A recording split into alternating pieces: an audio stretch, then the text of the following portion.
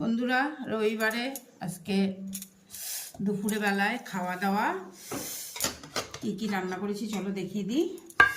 এখানে আছে পেঁয়াজকালি ভাজা, এখানে আছে মাটন, একদম কাঁচা লঙ্কার ঝোল, ঠিক আছে।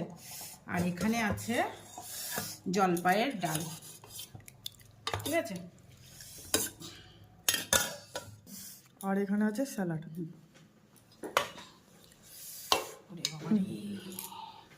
ওনাতে হবে পেঁয়াজ কালি দিয়ে খেয়ে নে। ভালো